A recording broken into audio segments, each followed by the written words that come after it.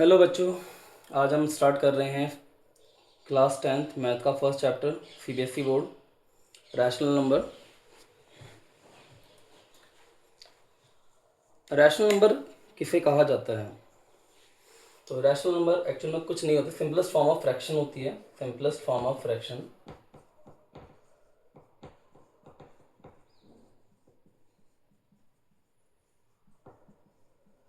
Simplest form of fraction को rational number कहते हैं, जिसे हम एक्सप्रेस करते हैं पी बाय क्यू की फॉर्म में। But Q not equals to zero.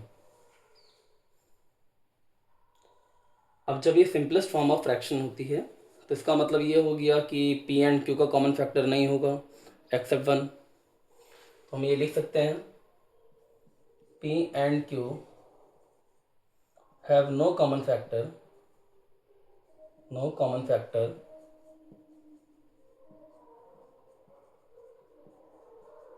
except one except one. P और Q का कोई भी कॉमन फैक्टर नहीं होता एक्सेप्ट वन। ये बात हमें ध्यान रखनी होगी। इसके ऊपर कई क्वेश्चंस आते हैं, आज हम इसी के बारे में डिस्कस करेंगे। पहले आता है इसमें कुछ एलसीएम एचसीएफ आते हैं। अब एलसीएम आप लोगों ने 5वीं क्लास में पढ़े हुए हैं। लीस्ट कॉमन मल्टीपल होता है, एचसीएफ होता है highest common factor.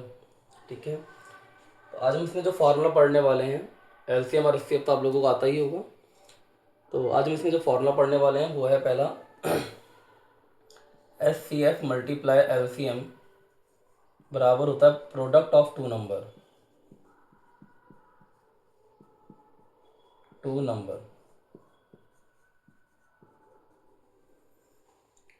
H C F into L C M बराबर होता है प्रोडक्ट ऑफ टू नंबर। ये बात आपको ध्यान रखनी है, इसके ऊपर क्वेश्चन आते हैं इस फॉर्मूले पे। फिर कुछ बातें एक एक नंबर में आ सकती हैं, जैसे कि आपसे पूछा जा सकता है 0.329। अब ये नंबर रैशनल है या इरेशनल है? तो ये टर्मिनेटिंग डेसिमल है। टर्मिनेटिंग मतलब जिनका एंड हो चुका है। तो टर्मिनेटिंग नंबर हमेशा रैशनल नंबर होते हैं।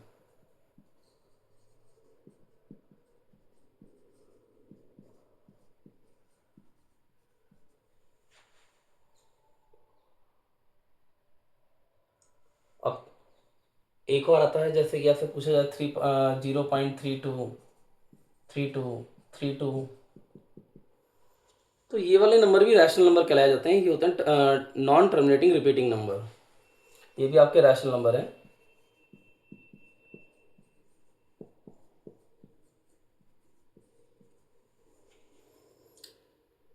ये होते हैं आपके कौन से वाले? नॉन टर्मिनेटिंग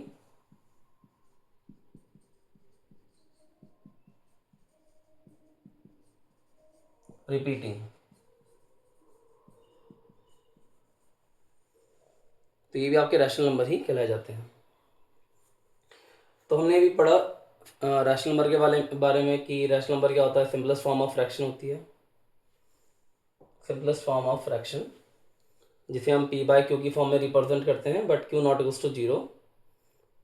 और जब ये सिंपलेस्ट फॉर्म ऑफ फ्रैक्शन है तो आपका P and Q have no common factor except one. ठीक है, पी और क्यू का कोई भी कॉमन फैक्टर नहीं होना चाहिए वन के अलावा। और इस चैप्टर में आपने एक ये formula H C F multiply L C M बराबर होता है प्रोडक्ट ऑफ टू नंबर, एक ये फार्मूला। अब जैसे एक एक नंबर में क्वेश्चन आ सकते हैं कि 0.329 रैशनल नंबर है, तो क्यों है? क्योंकि टर्मिनेटिंग नंबर है। कौन सा नंबर है? टर्मिनेटिंग, जिनका एंड हो जाता है। जिन नंबर का एंड हो जाए वो टर्मिनेटिंग डेसिमल कहलाते हैं। अब ये वाला जो नंबर है 0.323232, आपको साफ दिख रहा है इसका एंड नहीं हो रहा, बट ये क्या है? नॉन टर्मिनेटिंग रिपीटिंग नंबर है, तो ये भी रैशनल नंबर ही होते हैं। और एक होता है नॉन टर्मिनेटिंग नॉन रिपीटिंग। जो नॉन टर्मिनेटिंग नॉन रिपीटिंग होते हैं वो आपके इरेशनल नंबर कहलाते हैं। तो नॉन टर्मिनेटिंग रिपीटिंग में जैसे हम एग्जांपल ले सकते हैं, आपका मैंने एग्जांपल ले लिया 0.10 100 1000, तो ये आपके हैं इरेशनल नंबर। इरेशनल नंबर क्योंकि इस नंबर का ना तो एंड हो रहा है और ना ही रिपीटिंग है। ठीक है, ये नॉन रिपीटिंग नंबर होते हैं, ये सब इर्रेशनल नंबर कहलाए जाते हैं। अब इसके ऊपर हम कुछ क्वेश्चंस कर लेते हैं। जैसे ये फॉर्मूला है आपका एचसीएफ मल्टीप्लाई एलसीएम बराबर होता है प्रोडक्ट ऑफ टू नंबर। इसके ऊपर कुछ क्वेश्चंस कर लेते हैं, एक एक नंबर के क्वेश्चंस भी आते हैं। तो पहले एक सिंपल क्वेश्चन से स्टार्ट करते हैं, इसे नोट कर लीजिएगा प्लीज़। अब आगे बढ़ते हैं।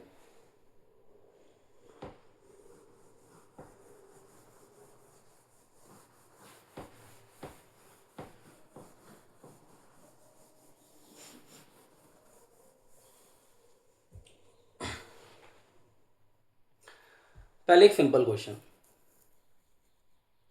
जैसे मैंने आपसे पूछा कि एलसीएम किसी नंबर का एचसीएफ है, किन्हीं दो नंबर का एचसीएफ 15 और एलसीएम 75 हो सकता है।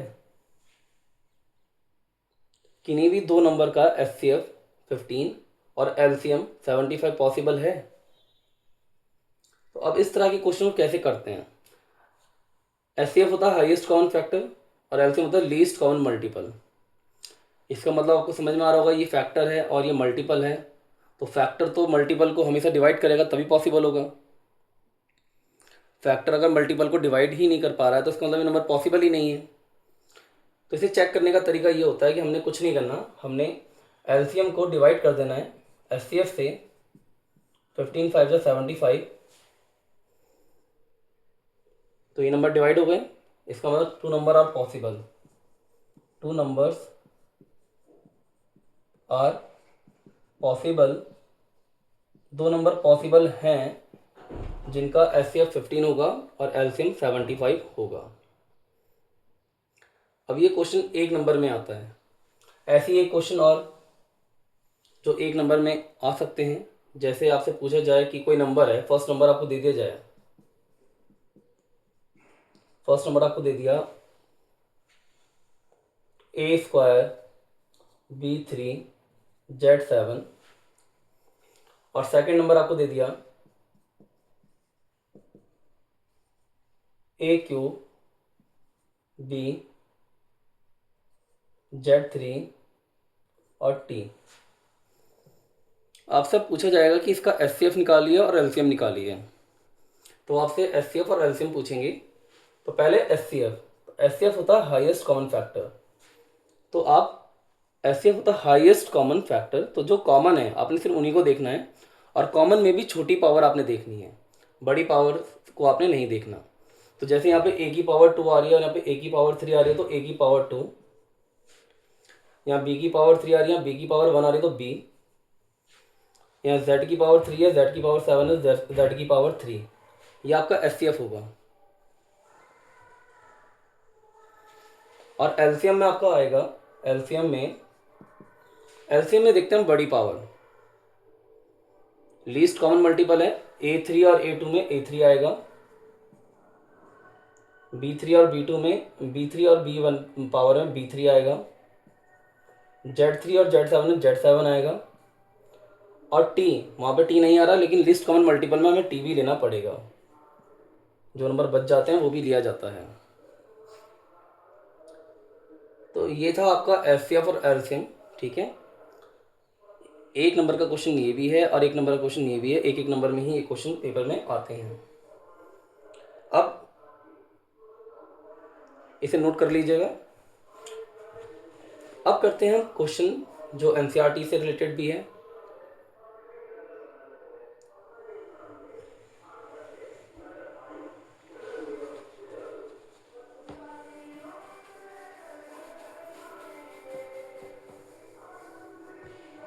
एक क्वेश्चन एनसीईआरटी से रिलेटेड,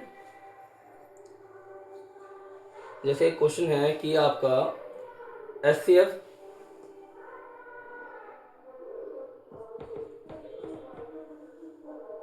306, एनसीईआरटी का क्वेश्चन है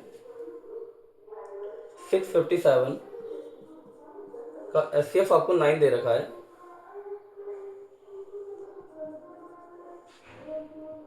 अब इन्हीं नंबर का एलसीएम निकालना है। एलसीएम निकालना है 306 657 का। तो आपको फॉर्मूला बताया गया था HCF मल्टीप्लाई LCM बराबर होता है product of two number, first number into second number, product of two number होता है। तो HCF आपको 9 पता है, LCM आपको नहीं पता। फर्स्ट नंबर आप जानते हैं 306 है और सेकेंड नंबर आपका 657 है। मल्टीप्लाई का नंबर डिवाइड में जाता है, तो मल्टीप्लाई का नंबर डिवाइड में जाएगा, तो LCM मेरा कितना आएगा 306 इंटू 657 अपॉन में 9। 9 से ये नंबर कट जाएगा, 9 3 जा 27, 3 9 4 जा 36, 9 4 जा 36। तो LCM आएगा, इनकी मल्टीप्लाई कर लीजिए। तो इन नंबर की मल्टीप्लाई करके क्या आएगा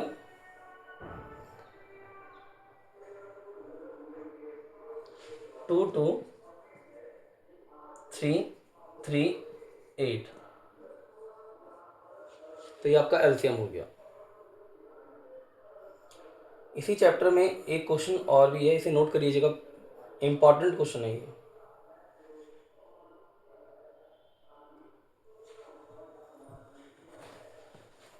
इस चैप्टर में एक क्वेश्चन और भी आता है, जैसे कि क्वेश्चन है अगला आपका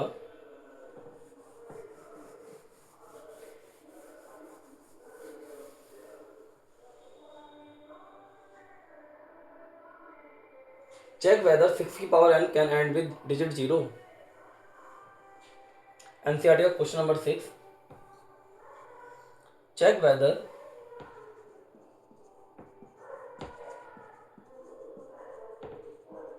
check whether 6 की power n can end with digit 0।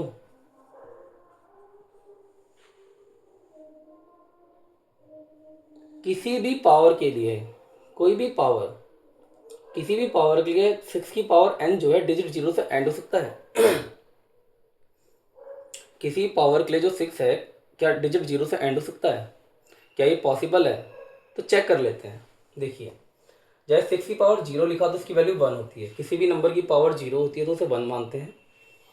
6 की पावर 2 आपका कितना होगा, 6 इंटू 6 36 आएगा। तो 6 की पावर 3 ये आपका 6 1 मल्टीप्लाई 6 तो ये आएगा आपका 216। जैसे हम देख रहे हैं कि 6 की किसी पावर के लिए नंबर 0 से एंड नहीं होगा और पॉसिबल भी नहीं है, क्योंकि फैक्टर जो होता है 6 का फैक्टर होगा 2 इंटू 3 की पावर n, जैसे मैंने ये लिख दिया। और हम जानते हैं कोई भी नंबर 0 से एंड तभी होता है जब उसका फैक्टर 2 और 5 दोनों हो। जिन नंबर के फैक्टर 2 और 5 होते हैं वही नंबर सिर्फ 0 से एंड होते हैं, बाकी कोई भी नंबर 0 से एंड नहीं होते। तो हम यहाँ पे लिख देंगे factor of 6 are 2 and 3, so it is never end with digit 0, it is never end with digit 0 for any power, for any power, for any power। इसका मतलब ये नंबर कभी भी 0 से एंड नहीं हो सकता। अगर आपको लिखना है एडिशनल में तो आप ये लिख दीजिएगा कि we know that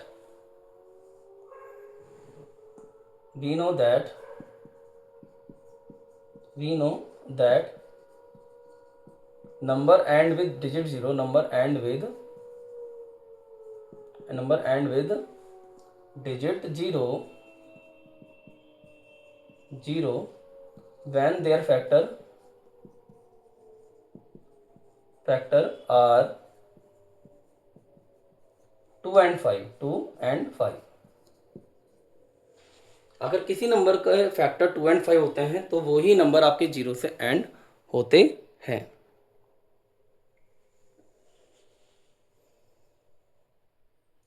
ये इंपॉर्टेंट क्वेश्चन है।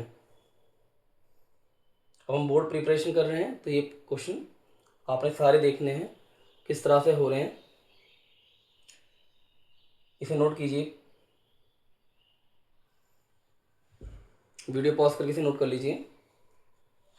अब हम आगे बढ़ते हैं अगले क्वेश्चन में।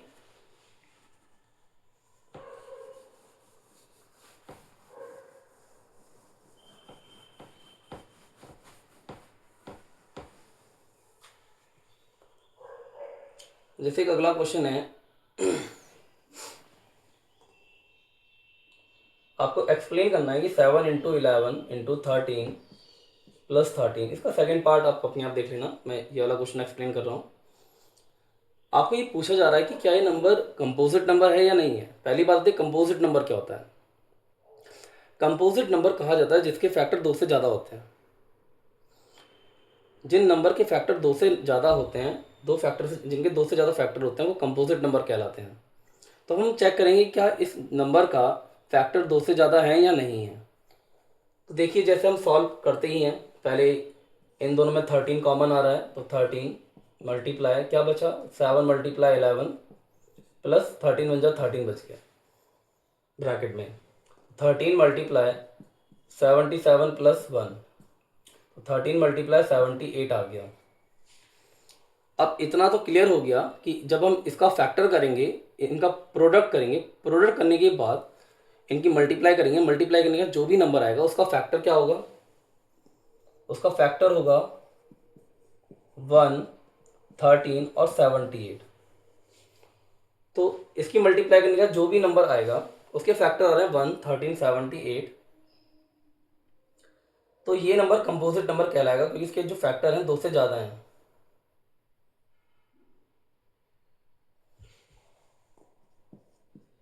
इसका फैक्टर 2 भी होगा। तो 1014 का जो फैक्टर आ रहा है वो क्या आ रहा है, 1 आ रहा है, 13 आ रहा है, 78 आ रहा है, 2 भी आ रहा है। तो ऐसे नंबर जिनके फैक्टर 2 से ज़्यादा होते हैं तो ये कंपोजिट नंबर कहलाते हैं। It is composite number, it is composite number. Note कर लीजिएगा।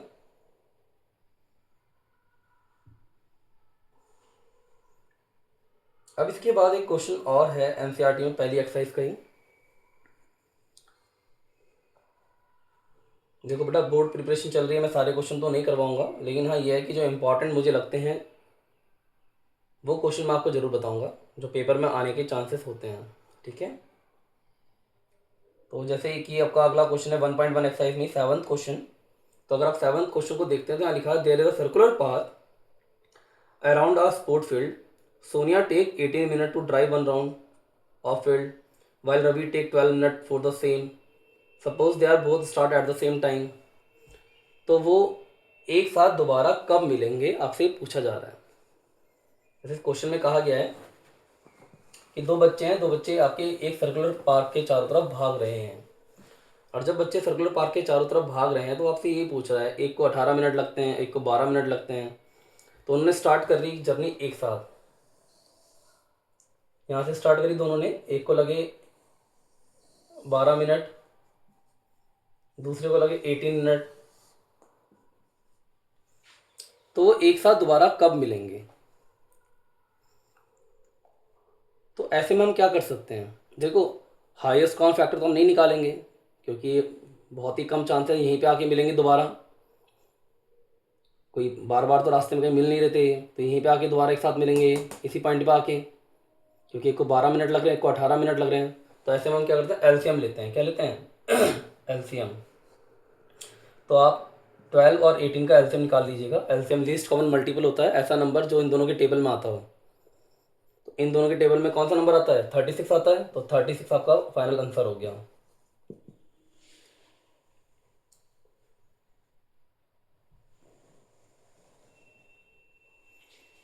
इस क्वेश्चन को नोट कर लीजिएगा।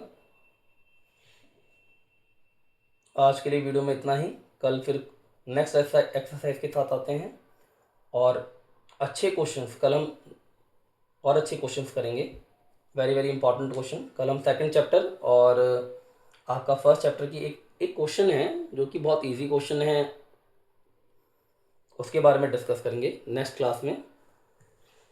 ओके बेटा बाय, मिलते हैं आपसे कल की क्लास में।